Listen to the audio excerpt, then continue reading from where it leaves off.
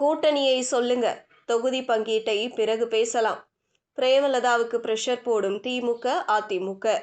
திமுக மற்றும் அதிமுக ஆகிய இரு கட்சிகளுடனும் தேமுதிக பொதுச் செயலாளர் பிரேமலதா விஜயகாந்த் பேசி வரும் சூழலில் கூட்டணியை இதுவரையிலும் உறுதி செய்யாதது விவாதமாகி இருக்கிறது.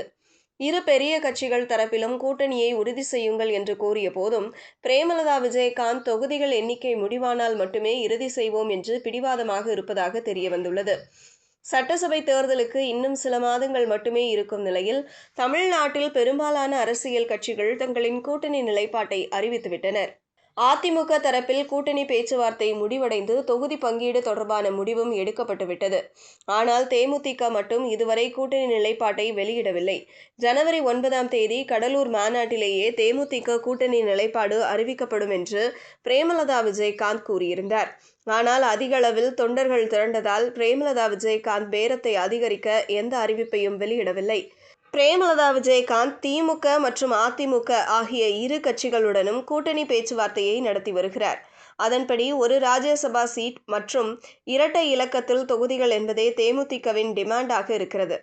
ஆனால் திமுக தரப்பில் 8 தொகுதிகள் மற்றும் ஒரு ராஜ்யசபா சீட் என்பதே சாய்ஸாக கொடுக்கப்பட்டுள்ளது. அதேபோல் அதிமுக தரப்பில் ஒரு ராஜ்யசபா சீட் மற்றும் இரட்டை இலக்கத்தில் தொகுதிகள் ஒதுக்கீடு என்ற உறுதி கொடுக்கப்பட்டுள்ளது.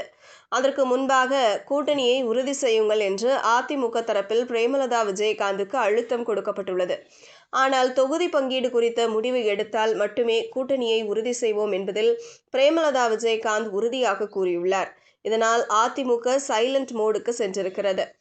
குறிப்பாக திமுக தரப்பிலும் கப்சிப்பாகி இருக்கின்றனர். 2019 லோக்சபா தேர்தலின் போது ஸ்டாலின் விஜயகாந்த் வீட்டிற்கு சென்று கூட்டணி பேச்சுவார்த்தை நடத்தியிருந்தார்.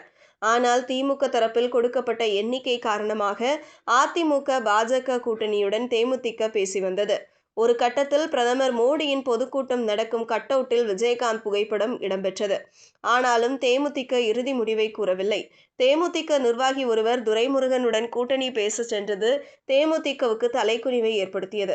அப்போது திமுக தரப்பில் தொகுதி பங்கீடு முடிவடைந்து விட்டது.